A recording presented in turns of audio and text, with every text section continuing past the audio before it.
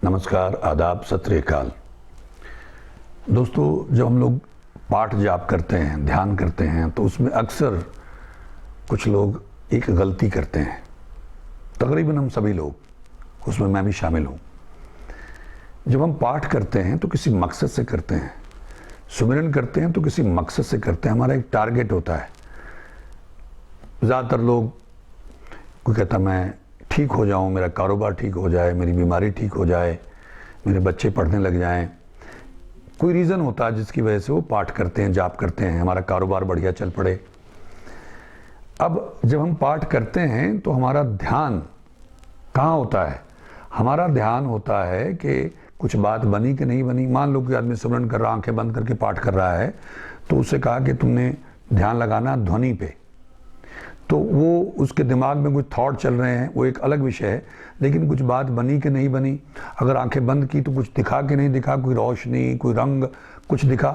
यानी आप कुछ देखने में लगे हुए हैं, आप कुछ होने के पीछे पड़े हुए हैं, तो आपका ध्यान जपने में या सुनने में तो है ही नहीं। ये बड़ी सूक्ष्म गलती है जो आम तौर पे सब कुछ ठीक होता है। आप बैठे हुए हैं, आप नहाए धोए, सवेरे भी उठे, आप बैठ गए और आपने आंखें भी बंद कर ली, आपने जपना भी शुरू कर दिया, आप पाठ भी कर रहे हैं। लेकिन कहीं ना कहीं वो जो टारगेट है वो हम मिस कर जाते हैं, क्योंकि वो सूक्ष्म लेवल पे, बहुत ही सटल लेवल पे हम ये गलती कर रहे होते हैं।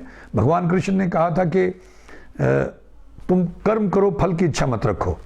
अच्छा, मैं ये अक्सर कहता था जब वो मेरी अज्ञानता थी। अभी मैं ये नहीं कहता हूँ कि मैं कोई बड़ा विद्वान या ज्ञानी बन गया हूँ, लेकिन तब मैं इससे भी ज़्यादा अज्ञानी था। तो मैं अक्सर, जाटों की सोच है, तो मैं कहता था, अरे भगवान कृष्ण ने ये कैसे कह दिया कि कर्म करो, फल की इच्छा मत रखो। अरे भाई, कर्म करेंगे तो फल की तो इच्छा रखेंगे ना भाई, फल की इच्छा रखेंगे तभी तो कर्म करेंगे ना। ये मेरी अज्ञानता थी, मूर्खता थी।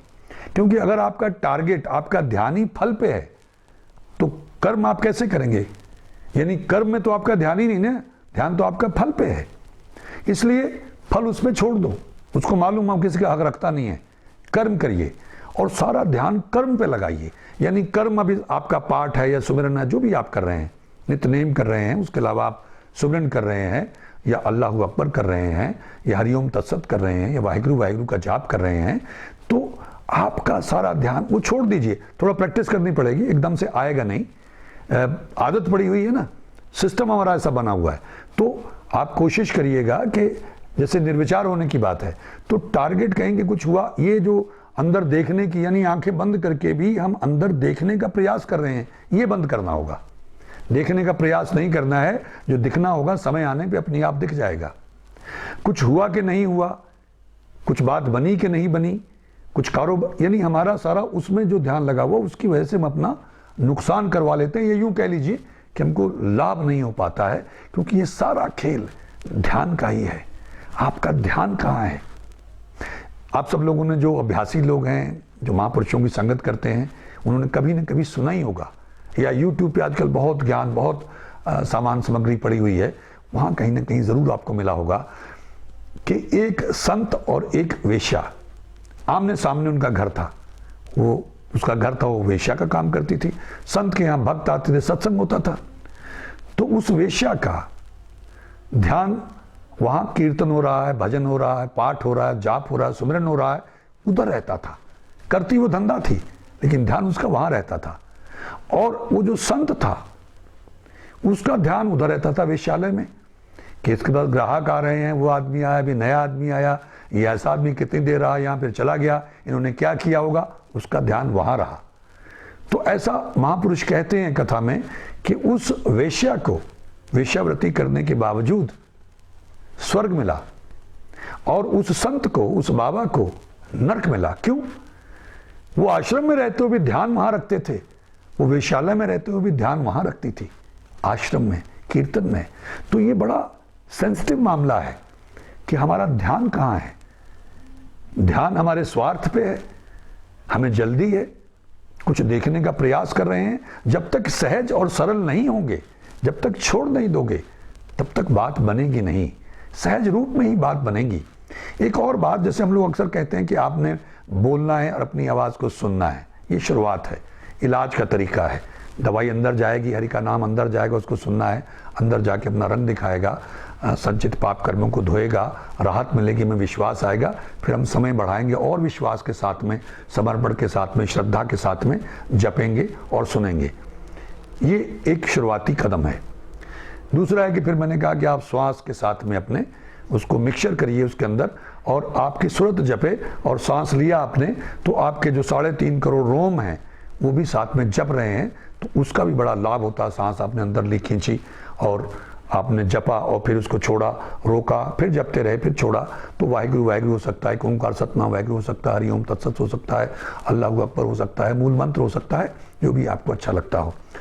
अब उसके बाद एक स्टेज आ गई आपकी सुन्न की, यानी बिल्कुल स्टिलनेस की, कोई मूवमेंट नहीं, यहां तक कि आपकी जो जीभ है उसमें कोई मूवमेंट नहीं होनी चाहिए। आमतौर पे आप देखते होंगे जब आप अभ्यास करेंगे तो आपका मुंह बंद है, आप पाठ कर रहे हैं, लेकिन आपकी जीभ में कुछ हरकत होती रहती है। कई बार आपकी जीभ बोलती रहती है, मतलब अंदर वो जीभ में मूवमेंट हो रही है।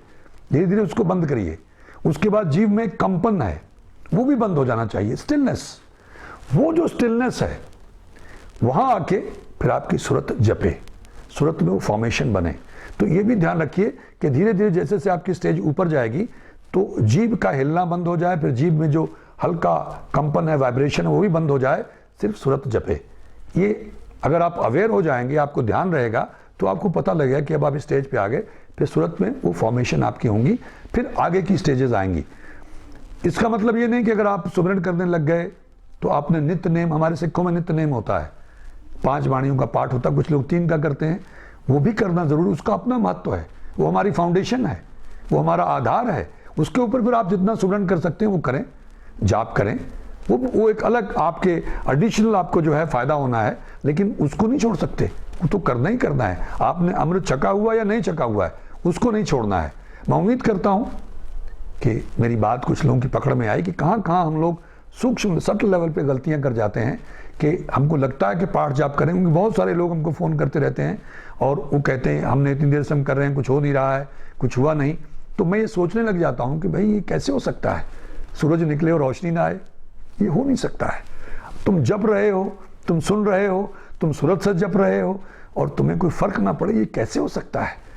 तो मुझे लगा शायद ये कारण हो, क्योंकि ये कोई भी ये गलती कर सकता है, मैं उसमें शामिल हूँ, मैं आपसे अलग नहीं हूँ, क्योंकि मैंने ये सारे अभ्यास करने का प्रयास किया हुआ है, तो मुझे मालूम कहाँ कहाँ क्या क्या दिक्कतें आती हैं।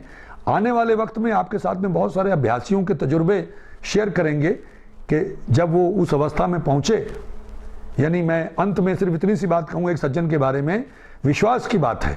जब आप छोड़ देते हैं, अवर उपाव सब त्याग गया, दारू नाम लिया, जिन लोगों को फायदा नहीं हो रहा, मैं उनसे मुखातिब होकर बात कह रहा हूँ कि वो जो सज्जन थे, मैं आगे आने वाले वक्त में उनके बारे में बताऊँगा आपको, उनको आर्थराइटिस हो गया और उनकी ये हालत हो गई कि अपने बेडरूम में, अटैच बाथरूम था, अपने बेडरूम में अपने बेड से बाथरूम तक जाने के लिए उनको 1.5 से 2 घंटे लगते थे।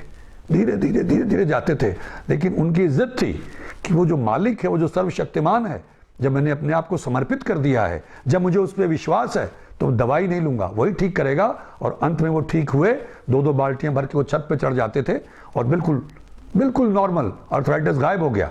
ये कई बार होता है कि हम जब उस स्टेज में आते हैं तो हम छोड़ जाते हैं, हम हिम्मत छोड़ देते हैं, फिर हम दवाई का सहारा लेते हैं, इसका लेते हैं। मैं ये नहीं कहता हूँ कि आप दवाई छोड़ दें, लेकिन फिर ये विश्वास की बात होती है, जिसने छोड़ दिया दवाई तो ईश्वर को तो भगदड़ पड़ जाती है कि तो मेरे ऊपर ही छोड़ के बैठा हुआ है। उसको पता होता है कि ये बातें कर रहा है, लेकिन इसने मेरे ऊपर छोड़ा नहीं है, ये साथ में दवाइयाँ में लिए घूम रहा है, डॉक्टर से भी बात कर रहा है, साथ में इंजेक्शन भी लगवा रहा है, थेरेपी भी ले रहा है, और साथ में कहता भगवान पे भी छोड़ा हुआ है। नहीं, वो अगर स्टेज आती है, वाकई आप में विश्वास है, तभी आप छोड़ पाएंगे, वरना बड़ा मुश्किल है। और जिन्होंने उस तरह से छोड़ा, उन्होंने पा भी लिया, उनको प्रमाण भी मिले।